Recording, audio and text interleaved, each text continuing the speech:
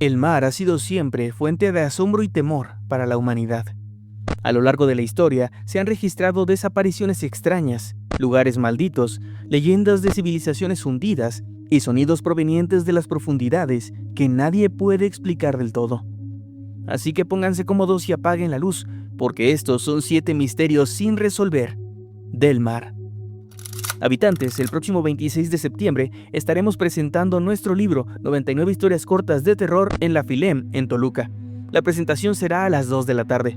Será un evento muy especial, así que los esperamos para compartir juntos esta experiencia. En esta ocasión, Kevin no podrá acompañarnos, pero con gusto nos vemos por allá. ¿Qué tal? Buenos días, tardes o noches, los saluda su amigo Nightcrawler. Sean bienvenidos a Mundo Creepy. Comenzamos.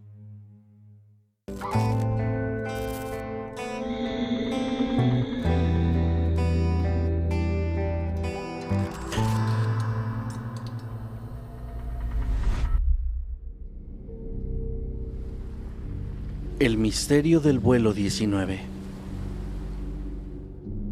En la soleada tarde del 5 de diciembre de 1945, 5 aviones torpederos Grumman TBM Avenger de la Marina de Estados Unidos despegaron de la base naval de Fort Lauderdale en Florida para un vuelo rutinario de entrenamiento.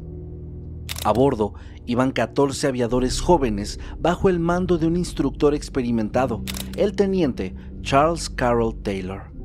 La misión parecía simple: volar hacia el este sobre el Océano Atlántico, luego al norte, lanzar prácticas de bombardeo y finalmente volver a casa. El clima era bueno y nada parecía presagiar lo que estaba a punto de ocurrir.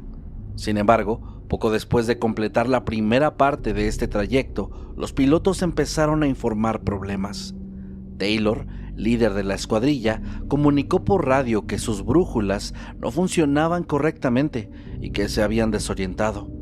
En 1945 no existía el GPS y los aviadores dependían completamente de la brújula y el cronómetro para navegar.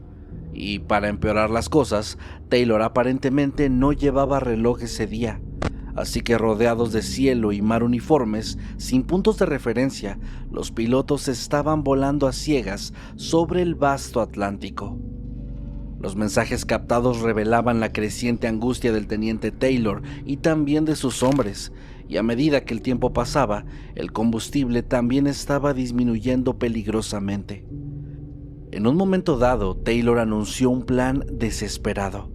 Cuando el primer avión tuviera menos de 10 galones de combustible, todos tenían que prepararse para aterrizar de emergencia.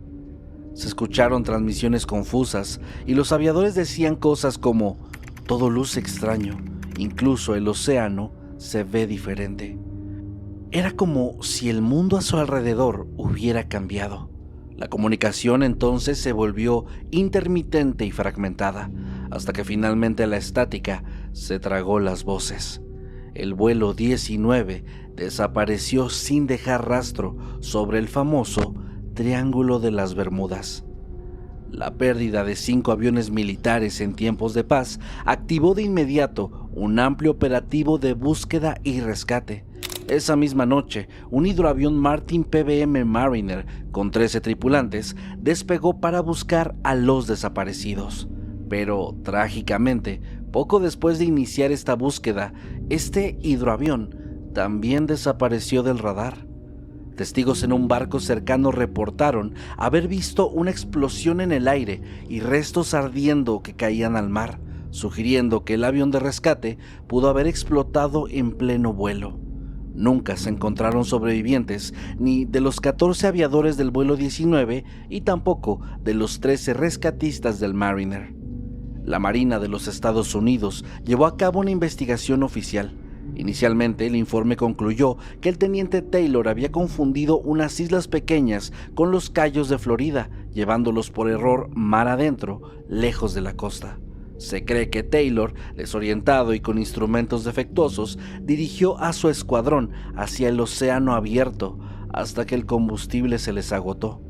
Los aviones habrían aterrizado forzosamente uno tras otro, hundiéndose en aguas profundas arrastrados por la corriente del Golfo.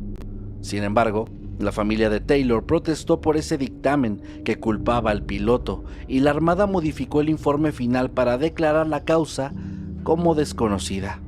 En cuanto al hidroavión Mariner, se determinó que probablemente había sufrido una explosión accidental en pleno vuelo, esto debido a vapores de combustible, pues estos aviones tenían fama de bombas voladoras por almacenar grandes cantidades de combustible.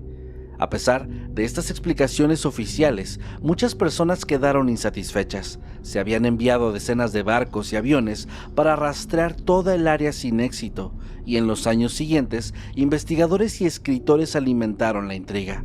Un artículo de 1964 acuñó por primera vez el término Triángulo de las Bermudas para referirse a la zona de la desaparición, y en 1974 el escritor Charles Berlitz publicó un popular libro atribuyendo el caso a fuerzas misteriosas que estaban más allá de toda explicación convencional. Algunos culparon a supuestas anomalías magnéticas en el triángulo, portales a otra dimensión o incluso abducciones extraterrestres.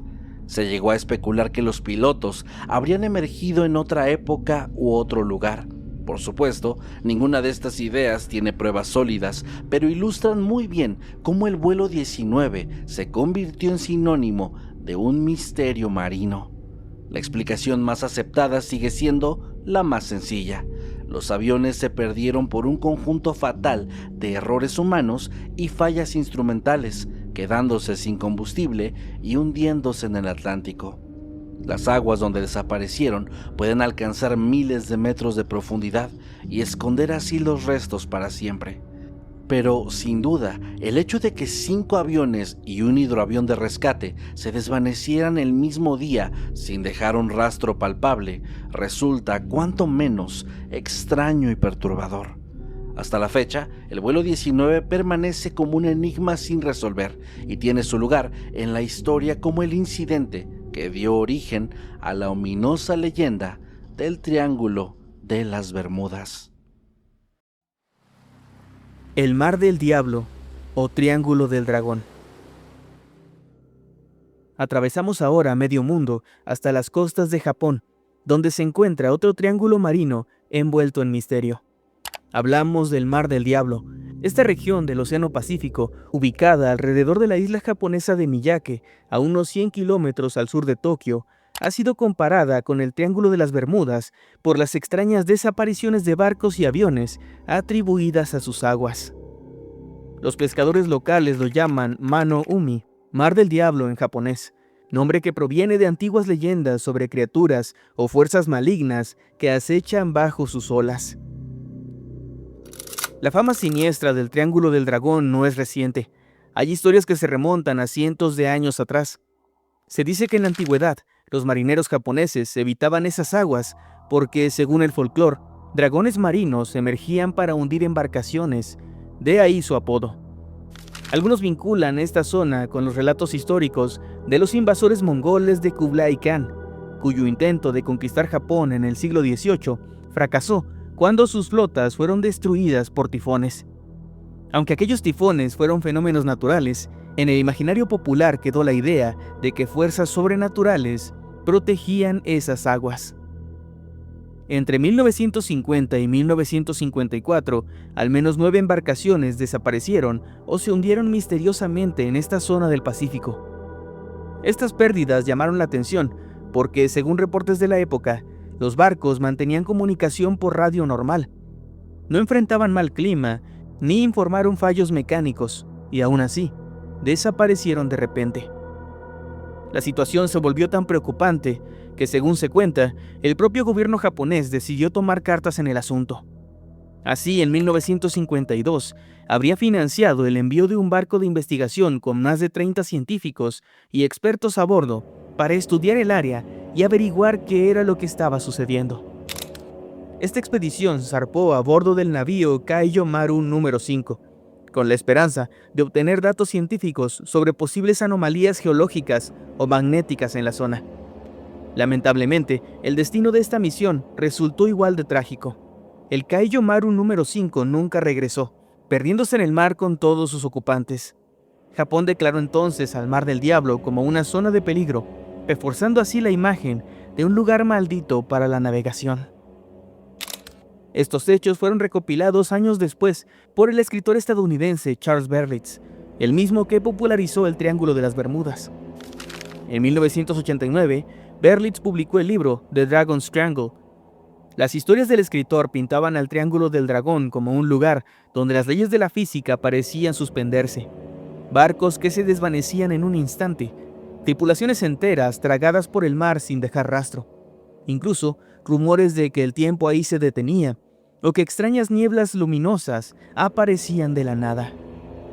No obstante, investigaciones posteriores han arrojado dudas sobre esta narrativa tenebrosa. El investigador Larry Kuche revisó los datos y concluyó que muchas de las desapariciones reportadas no fueron tan extraordinarias ni ocurrieron exactamente dentro del triángulo. Por ejemplo, los supuestos buques militares que Berlitz mencionó resultaron ser en su mayoría barcos pesqueros, un tipo de embarcación que tristemente se pierde con frecuencia en los mares de Japón debido a tormentas y otros peligros normales. De hecho, centenares de barcos pesqueros se pierden anualmente en el Pacífico Occidental, por lo que las 9 desapariciones de principios de los años 50, aunque trágicas, no podrían ser estadísticamente anormales. En cuanto al Kaiyo Maru número 5 y sus científicos, la explicación oficial es que aquel barco fue destruido por la erupción de un volcán submarino llamado Myojinsho, el 24 de septiembre de 1952. El Kaiyo Maru estaba estudiando precisamente ese volcán, cuando este hizo una violenta erupción debajo del barco, partiéndolo en pedazos. Se hallaron después algunos restos del casco, confirmando la causa del desastre. El Pacífico en torno a Japón es geológicamente muy activo, con volcanes submarinos y terremotos capaces de generar olas traicioneras y otras amenazas naturales. Con estas aclaraciones, el Mar del Diablo podría parecer menos misterioso de lo que se pensó.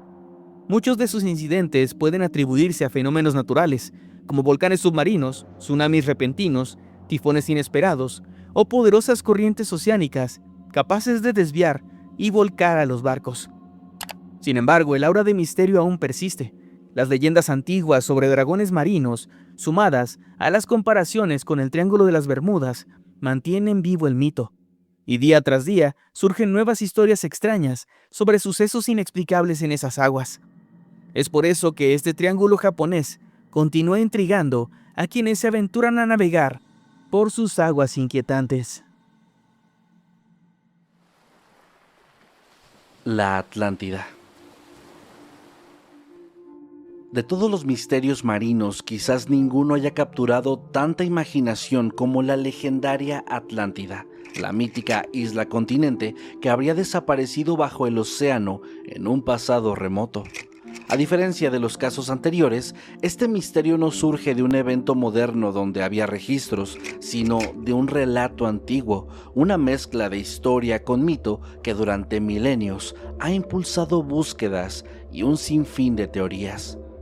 La historia de la Atlántida proviene del filósofo griego Platón, quien la describió detalladamente en 2 de sus diálogos, Timeo y Critias, escritos alrededor del año 360 a.C. En ellos, Platón presenta a la Atlántida como una gran isla ubicada más allá de las columnas de Hércules, es decir, más allá del estrecho de Gibraltar, en el océano Atlántico. Según el relato, la Atlántida era un imperio poderoso, más grande que Libia y Asia Menor juntas, todo esto en extensión. Hace 9000 años, antes de la época de Solón, lo que situaría su existencia cerca del 9600 a.C., la Atlántida dominaba otras tierras, pero sucumbió en una guerra contra la antigua Atenas. En el clímax de esta historia, los dioses castigaron la arrogancia atlante. En un solo día y una noche terribles, la isla entera se hundió bajo el mar debido a un cataclismo devastador. Tras su desaparición, las aguas quedaron tan poco navegables, llenas de bancos de lodo, dice Platón, que las rutas marítimas hacia el océano exterior quedaron bloqueadas. y así la Atlántida cayó en el olvido, recordada solo en antiguas crónicas egipcias que, según Platón, fueron transmitidas al legislador griego Solón y de él a Critias, el narrador del diálogo. Platón insistía en que se trataba de una historia real y describió con asombroso detalle la topografía de la isla, su capital con concéntricos anillos de tierra y canales, sus templos relucientes y sus ejércitos. Toda esta riqueza de información llevó a muchos lectores a creer que Atlántida tenía que haber sido real, y a lo largo de los siglos ha habido incontables especulaciones sobre cuál es su localización, y también se ha hablado sobre si existe o no. Sin embargo, desde el principio también hubo quienes interpretaron la narración como una alegoría filosófica. En épocas más recientes, especialmente a finales del siglo XIX y durante el Romanticismo, la Atlántida volvió a capturar la atención popular. Investigadores aficionados y escritores comenzaron a identificar este lugar con todo tipo de sitios reales. Una teoría bastante aceptada entre algunos científicos es que la leyenda de la Atlántida podría haber sido inspirada por la catástrofe de la isla de Tera, en el mar Egeo. Tera albergó una próspera civilización ligada a la Creta minoica y hacia 1600 a.C. fue arrasada por una gigantesca erupción volcánica que hundió gran parte de la isla bajo el agua. Es fácil entonces ver los paralelos, una sociedad avanzada destruida casi de la noche a la mañana por un desastre marítimo. Aunque los tiempos no coinciden con lo dicho por Platón, es posible que la historia de aquella erupción, transmitida a través de mitos, llegara deformada hasta la época de Platón. No obstante, la investigación arqueológica seria no ha encontrado evidencias de una Atlántida histórica tal como Platón la describía.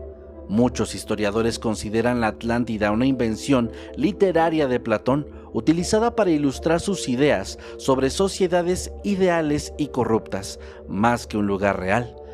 Por otro lado, la falta de pruebas tangibles nunca ha detenido a los entusiastas. Durante el siglo XX y XXI ha habido numerosos intentos por encontrar este lugar. Exploradores han rastreado el océano Atlántico en busca de ruinas sumergidas. Algunos han señalado estructuras bajo el mar cerca de las Islas Azores, otros las supuestas murallas encontradas en el fondo cerca de Bimini en la década de 1960. Las teorías alternativas abundan. Algunas pintan a Atlántida como una civilización extremadamente avanzada, quizá con tecnologías que superarían incluso a las actuales, obtenidas de fuentes misteriosas. Y hay quienes hablan de cristales de energía, máquinas voladoras antiguas e incluso la influencia de seres de otro mundo en los atlantes, presentando a este lugar casi como una sucursal de una civilización alienígena muy antigua. En el terreno de la ciencia, la idea más razonable es que Platón utilizó elementos de catástrofes reales para dar verosimilitud a su relato, pero la Atlántida en sí sería un lugar ficticio. Aún así, es notable cómo su historia resuena. Prácticamente cada año surge alguna noticia de que por fin encontraron la Atlántida, pero hasta ahora este lugar sigue sin ser descubierto y sigue siendo uno de los grandes misterios del mar. Por cierto, si están disfrutando este tipo de contenido, les recordamos que ya pueden escuchar Catastrófico, nuestro nuevo podcast exclusivo de Podimo. Ahí hablamos de las tragedias más impactantes de la historia como nunca antes, y además lo hacemos sin censura. Estrenamos un episodio nuevo cada lunes y pueden unirse fácilmente desde el enlace que está en la descripción, en el comentario fijado y en todas nuestras redes sociales. Muchas gracias. La isla fantasma de Jai, Brasil. Pasamos de una ciudad perdida a una isla fantasma que durante siglos apareció en mapas reales, pero que nadie puede encontrar. La enigmática Jai, Brasil. Este es el nombre de una supuesta isla situada en el Atlántico Norte, al oeste de las costas de Irlanda, que fue mencionada en leyendas celtas y dibujada por cartógrafos durante la Edad Media y moderna, aunque actualmente ya no aparece en ningún mapa. La primera aparición registrada de esta isla en un mapa data de 1325, en cartas náuticas, donde se lo ubicaba en el Atlántico, y era nombrada como Brasil, Brasile y ou Brasil. Durante los siglos siguientes, la isla siguió figurando en mapas europeos, por ejemplo, en el famoso Atlas catalán de 1375 y en mapas del renombrado cartógrafo Gerardus Mercator del siglo XVI. Usualmente se le representaba como una pequeña isla redonda, a veces partida en dos, situada aproximadamente a 320 kilómetros al oeste de Irlanda. Las leyendas irlandesas sobre High Brasil abundan. Se decía que la isla casi siempre estaba oculta por una niebla espesa, invisible para los navegantes, excepto en contadas ocasiones. Una vez cada 7 años, según el mito, la niebla se disipaba y la paradisíaca isla se dejaba ver brevemente en el horizonte, pero aún en esos momentos resultaba imposible alcanzarla.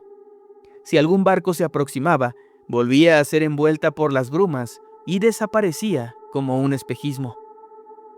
High Brasil era descrita como una tierra fértil y utópica. Algunos la llamaban la isla de la eterna juventud o la isla de la bienaventuranza, donde reinaba la abundancia y sus habitantes gozaban de una increíble longevidad. Los cuentos locales hablaban de que ahí vivían sacerdotes o monjas sabios con conocimientos ancestrales, custodiando secretos milenarios alejados del mundo. También circulaban relatos un poco más pintorescos. Uno de ellos afirmaba que la isla estaba habitada por conejos gigantes y oscuros, y también por un mago solitario que residía en un castillo de piedra. Estas últimas descripciones provienen de supuestos testigos que juraron haber estado en la isla. Hacia finales del siglo XV, al mismo tiempo que Cristóbal Colón buscaba tierras occidentales, marineros de la ciudad inglesa de Bristol realizaron varios viajes en busca de esta isla. Se tienen registros de expediciones en 1480 y 1481 que zarparon a la izquierda de Bristol, es decir, hacia el Atlántico Oeste, con la esperanza de encontrar esta tierra legendaria. De hecho, documentos de 1498 indican que durante 7 años los navegantes de Bristol habrían estado buscándola sin éxito. El testimonio más famoso data de 1674. Aquel año, el capitán escocés John Nisbet afirmó que durante un viaje de Francia a Irlanda, divisó High Brasil y desembarcó en ella. Según su relato, pasó un día explorando la isla y se encontró en efecto con una tierra idílica. Habría conocido a un anciano sabio que le entregó monedas de oro y plata. Nisbet describió la isla como habitada por grandes conejos negros y por un solo hombre que vivía en un castillo, lo cual coincidía con las leyendas. Poco después, otro capitán llamado Alexander Johnson también aseguró haber llegado a High Brasil y corroboró la presencia de los misteriosos conejos gigantes y de un hechicero. Estas historias se divulgaron en la época, alimentando la creencia de que la isla no era solo un mito, sino un lugar real, aunque difícil de encontrar. A pesar de estas afirmaciones, la comunidad cartográfica fue perdiendo la fe en la existencia de la isla conforme avanzaba el tiempo. A medida que los mapas se volvieron más precisos en el siglo XVIII, High Brasil fue desapareciendo de ellos. El último mapa conocido que la incluye data de 1865, donde aparece marcada como Brasil Rock. Para entonces, muchos la consideraban ya simplemente una leyenda. Sin embargo, hubo un último avistamiento registrado en 1872, cuando supuestamente algunos marinos aseguraron haberla visto en el horizonte antes de que se desvaneciera nuevamente. Una teoría sugiere que High Brasil podría haber sido un banco submarino que en el pasado remoto estuvo sobre el nivel del mar. De hecho, en 1862 se descubrió un banco de arena en el Atlántico a unos 200 kilómetros al oeste de Irlanda, que se encuentra a solo 200 metros de profundidad bajo la superficie. Poco después, en 1870, un científico sugirió ante la Sociedad Geológica de Irlanda que este banco de arena podría ser la raíz de la leyenda de High Brasil, que quizás hace miles de años, cuando el nivel del mar era más bajo, esta zona era visible, pero después de la última glaciación, quedó sumergida. Otra explicación posible para los avistamientos de esta isla es que en ciertas condiciones atmosféricas se pueden tener espejismos conocidos como Fata Morgana, que pueden hacer aparecer objetos o tierras en el horizonte que en realidad están más allá de la curvatura de la Tierra. Los navegantes que reportaron haber visto High Brasil quizás vieron refracciones de la luz que eran proyectadas desde islas distantes en forma de tierra, sumando esto a la predisposición de creer en la existencia de la isla. Pudieron haber interpretado un espejismo como la legendaria isla fantasma. Por supuesto, las teorías sobrenaturales también existen, y hay quienes creen que High Brasil es un lugar real y que está encantado, o que se mueve, o existe en un plano paralelo al mismo tiempo. Hoy en día esta isla sigue siendo un enigma histórico. No hay restos físicos que corroboren su existencia, pero su presencia constante en los mapas durante más de 500 años indica que para muchas personas era algo más que un mito. Por ahora, la niebla parece seguir envolviendo a esta isla, sin dejar claro si alguna vez existió, o si solo es un espejismo colectivo que duró varios siglos. Objetos submarinos no identificados. Cuando hablamos de fenómenos inexplicables en el mar, no solo nos referimos a islas interdimensionales o a barcos perdidos. También existen otro tipo de misterios que involucran luces extrañas y objetos inexplicables. Nos adentramos ahora en el territorio de los llamados OSNIs, es decir, objetos submarinos no identificados, también conocidos en inglés como USOs. En esencia, son el equivalente marino de los ovnis, cosas vistas en el agua que no han podido ser identificadas y que a menudo se asocian con lo desconocido o potencialmente extraterrestre. Existen registros de fenómenos extraños bajo las aguas desde mucho antes que el fenómeno ovni cobrara fuerza a mediados del siglo pasado. Marineros antiguos ya hablaban de luces fantasmales en el mar, y no faltan crónicas de barcos que vieron resplandores verdes o blancos moviéndose bajo la superficie en noches oscuras. Por ejemplo, en 1879, en el Golfo Pérsico, la tripulación del buque británico Vulture, al mando del comandante E. Pringle, observó durante la noche unas enormes ondas luminosas que estaban en el agua y que se movían a gran velocidad, formando lo que describieron como una rueda gigantesca de luz que estaba girando bajo la superficie. En febrero de 1960, la Armada Argentina vivió un incidente inquietante en el Golfo Nuevo, cerca de la costa patagónica. Detectaron lo que pensaron que eran 2 submarinos sumergidos y durante 2 semanas los persiguieron insistentemente, pues maniobraban de forma extraña. A cada intento de localizarlos, estos submarinos mostraban capacidades increíbles. Se desplazaban con rapidez, cambiaban de rumbo con agilidad y parecían sumergirse a profundidades que eran mayores que cualquier otro submarino conocido antes pudiera soportar.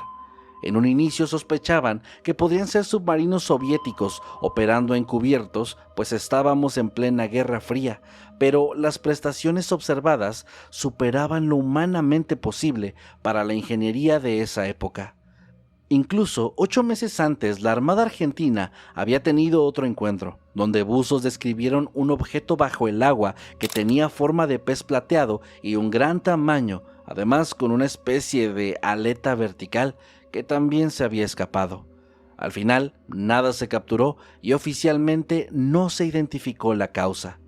En 1963, en el Atlántico Norte, durante unas maniobras militares, el portaaviones estadounidense USS Wasp y otros 12 buques de guerra detectaron en sus sonares la presencia de una nave bajo el agua moviéndose a una velocidad completamente asombrosa. Según los reportes de ese incidente, el objeto submarino estaba viajando más o menos a unos 150 nudos, es decir, casi 280 kilómetros por hora bajo el agua, una velocidad impensable incluso hoy para un sumergible. Y lo más increíble de todo, había descendido hasta unos 8,000 metros de profundidad sin aparentemente sufrir daños. Para poner esto en perspectiva, ningún submarino militar puede operar ni remotamente a tal profundidad. Pues por ejemplo, la fosa de las Marianas tiene 11,000 metros y los mejores submarinos no pasan de 1,000 metros operativos. El objeto estuvo realizando maniobras cerca de la flota por un largo tiempo y después desapareció. Este suceso dejó perplejos a los marinos. Nunca se encontró una explicación, ni restos, ni confirmación de algún vehículo experimental. Muchos citan esto como evidencia de tecnología no humana que estaba bajo el agua.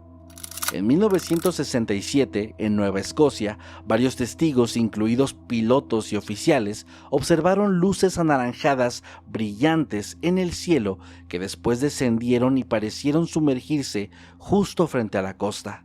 Se oyó un gran impacto y cuando las autoridades canadienses hicieron rastreos en el agua, encontraron una extraña espuma amarillenta que estaba flotando, pero de la nave no había ningún rastro. Durante días, buzos de la Marina buscaron supuestos restos de un avión estrellado, esto sin éxito. Hasta hoy, se especula que fue un ovni que cayó al mar, convirtiéndose así en un OSNI al escapar bajo el agua.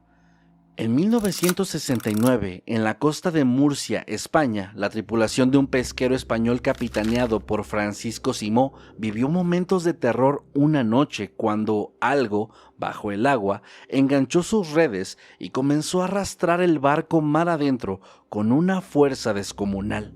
Los marineros apenas pudieron cortar las redes a tiempo y así evitaron el hundimiento. Dieron entonces aviso a las autoridades y la Armada Española envió buques al rescate, pero el misterioso ser u objeto ya había desaparecido en las profundidades. Se barajó la posibilidad de que fuese un submarino extranjero, pero nuevamente la potencia exhibida y la invisibilidad del objeto que nunca emergió lo convirtieron en un caso OSNI en toda regla. En 1965, en Chile Antártico, personal de bases chilenas, argentinas y británicas vieron juntos una rueda luminosa que estaba moviéndose bajo el mar helado. Ese mismo año en Australia se divisó un objeto cilíndrico emergiendo brevemente frente a la costa de Queensland. En Dinamarca, en 1967, dos jóvenes vieron caer algo al mar y después se recuperó un residuo extraño en la playa, una especie de lodo metálico. Si bien es cierto que muchos de estos avistamientos podrían ser explicados con fenómenos de bioluminiscencia, otros son simplemente inexplicables. Aunque existen muchos más casos y testimonios de avistamientos, cabe mencionar que oficialmente nunca se ha creado una investigación tan extensa sobre OSNIs como la hubo sobre OVNIs. Por ejemplo, el proyecto Libro Azul en Estados Unidos se enfocó en fenómenos aéreos, pero no marítimos. Las fuerzas navales tienden a manejar estos incidentes en silencio, archivándolos si no afectan la seguridad inmediata. Así que el tema OSNI ha quedado un tanto olvidado, incluso por aquellos que se dedican a investigar fenómenos extraños. El abismo de Challenger y sus habitantes. El abismo de Challenger en la fosa de las Marianas es el punto más profundo conocido de los océanos de la Tierra, donde el mar alcanza unos 11 kilómetros de profundidad bajo la superficie. Para imaginarlo, pensemos que si colocáramos el monte Everest en el fondo de la fosa de las Marianas, su cima aún estaría sumergida bajo más de 2 kilómetros de agua. El abismo de Challenger debe su nombre al barco británico HMS Challenger, que en 1875 realizó las primeras mediciones de profundidad de esta fosa durante una expedición científica pionera. Desde entonces se supo que este lugar, cerca de las Islas Marianas en el Pacífico Occidental, era el abismo oceánico por excelencia. Las condiciones en el fondo son inimaginables. Hay oscuridad total, temperaturas cercanas al punto de congelación y una presión de aproximadamente 1.100 atmósferas. Esto equivale a soportar el peso de 1.100 kilogramos por cada centímetro cuadrado. Durante décadas, los científicos incluso dudaban que pudiera existir vida multicelular a tal profundidad. Se pensaba que quizás solo microorganismos extremófilos aguantarían vivir ahí. La primera sorpresa vino en 1960, cuando el batiscafo Trieste, tripulado por Jacques Piccard y por Don Walsh, logró una hazaña histórica de descender al abismo del Challenger. Al tocar el fondo fangoso a unos 10.916 metros, sus ocupantes miraron por la ventanilla y reportaron haber visto lo que parecía un pez plano, parecido a un lenguado, moviéndose lentamente, y también un par de crustáceos. Aquel reporte causó revuelo. Con el tiempo, algunos científicos cuestionaron esta observación, ya que era posible que los exploradores se confundieran y creyeran ver un pez, cuando en realidad podría ser alguna otra cosa. Aún así, el sumergible demostró por primera vez que había formas de vida incluso en la fosa, pues se encontraron restos de pequeños camarones o anfípodos en la muestra de sedimentos que recolectaron. Pasaron muchas décadas hasta que el abismo del Challenger fue visitado de nuevo. En el año 2012, el cineasta y explorador James Cameron descendió en solitario en un sumergible especialmente diseñado. Ahí confirmó que el fondo es un desierto frío y silencioso, con un paisaje de sedimentos grises finos. Cameron no vio peces, pero sus cámaras registraron organismos diminutos. Pero el hallazgo quizás más comentado de esta inmersión, sin embargo, no fue una criatura misteriosa, sino algo tristemente mundano. Un envoltorio de plástico que yacía en el sedimento. Evidencia de que la huella humana había llegado al punto más recóndito del océano. En años más recientes, exploradores como Víctor Vescovo, en 2019, confirmaron que incluso en el abismo del Challenger existe vida adaptada a condiciones extremas. Se hallaron microbios quimiosintéticos que sobreviven sin luz, alimentándose de compuestos químicos en el fondo. También se encontraron genofióforos, enormes amebas unicelulares de hasta 10 centímetros. Entre los habitantes más sorprendentes está el pez caracol de las Marianas, un pequeño pez gelatinoso y transparente, registrado a unos 8.000 metros de profundidad. Considerado como el pez que vive a mayor profundidad, pues más allá de esa marca, la vida conocida se reduce a invertebrados como camarones, gusanos, anémonas y microbios. Aún así, cada expedición sigue descubriendo cosas nuevas. En 2016 se captó un misterioso sonido apodado biotwang, posiblemente de una ballena no identificada o algún pez abisal. Menos de 20 personas han podido descender físicamente a este abismo, y la mayor parte de la fosa permanece sin explorar. Los pocos seres que conocemos que habitan este sitio son muy pequeños, pero increíblemente resistentes. El abismo de Challenger sigue siendo uno de los grandes enigmas de la humanidad, y no por razones paranormales, sino por lo poco que sabemos actualmente sobre el verdadero fondo del mar. Los sonidos Tren y Julia. Durante la Guerra Fría, Estados Unidos desplegó una red de hidrófonos submarinos ultrasensibles llamados SOSUS, destinados a detectar submarinos soviéticos a través de sus ruidos en el océano. Pero a partir de los años 90, con la Guerra Fría acabada, esta red comenzó a ser utilizada con fines científicos por la Administración Nacional Oceánica y Atmosférica para monitorizar sonidos naturales del océano, volcanes submarinos, movimientos de hielo, cantos de ballenas, entre otras cosas.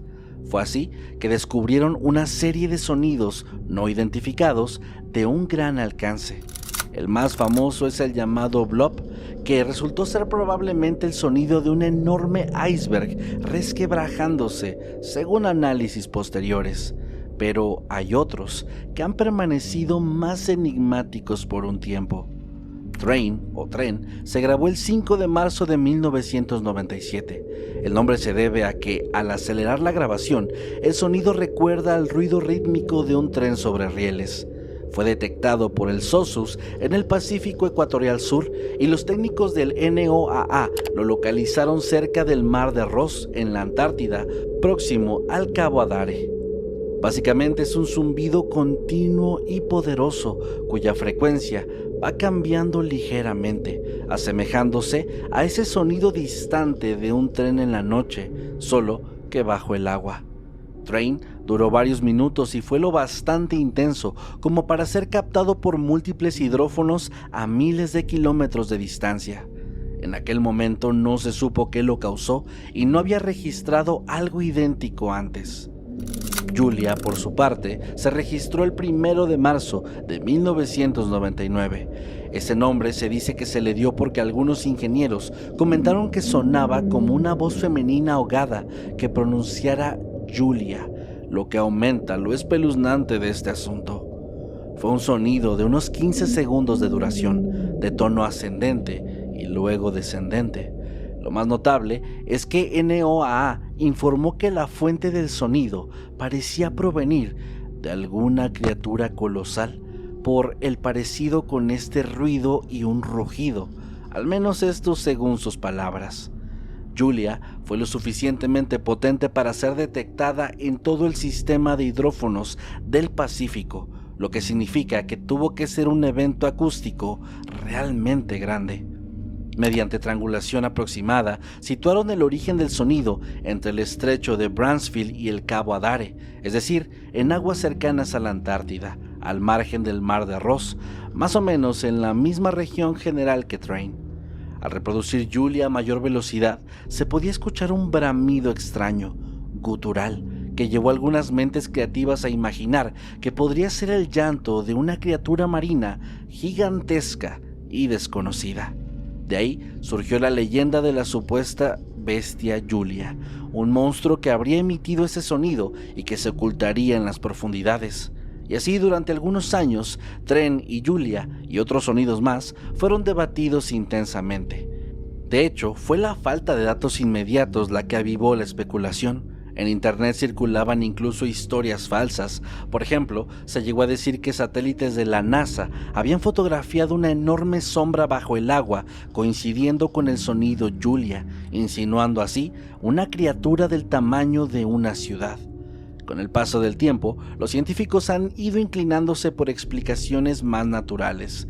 NOAA posteriormente declaró que el sonido Train tiene las características de señales producidas por hielos antárticos que se están moviendo. Es probable entonces que se trate del ruido de un gran iceberg arrastrándose sobre el fondo rocoso marino, generando un chirrido prolongado parecido al de un tren. Y en cuanto a Julia, los expertos de NOAA llegaron a la conclusión de que lo más probable es que su origen fuera también un enorme iceberg que se fracturó o encalló cerca de la Antártida. En esencia, un bloque de hielo del tamaño de un rascacielos partiéndose o raspando el lecho marino puede liberar una energía sonora tan tremenda que se propaga a través del agua hacia enormes distancias. Sin embargo, hay quienes todavía sienten que falta una certeza absoluta. Los hidrófonos siguen detectando sonidos extraños muy de vez en cuando. Por ejemplo, existe uno apodado Upsweep, que cada primavera y otoño emite series de tonos ascendentes desde una región volcánica del Pacífico, esto todavía sin una explicación definitiva. Además, en el caso de Julia, el detalle de que sonaba como un ser vivo dejó inquietos a varios investigadores. Claro está, la pareidolia auditiva puede jugarnos bromas. Igual que vemos caras en las nubes, podemos oír voces en ruidos naturales. Pero algunos entusiastas de los misterios señalan que no conocemos todas las especies marinas, que tal vez Julia podría haber sido, hipotéticamente, el canto de una gigantesca especie de ballena todavía no descubierta. En un océano tan vasto, todavía podrían existir criaturas inusuales en zonas todavía inexploradas. Y aunque la explicación más lógica apunte al hielo y a la geología, esos extraños sonidos captados en el fondo del mar siguen fascinando al mundo, ya sean sonidos naturales de iceberg colosales o las voces desconocidas de seres que nos siguen llamando desde las profundidades. Gracias por suscribirte, dejar tu like y seguirnos en redes sociales. Esperamos que hayas disfrutado de estos misterios. Y sin más que decir me despido. Yo soy Masked Man. Nos vemos después.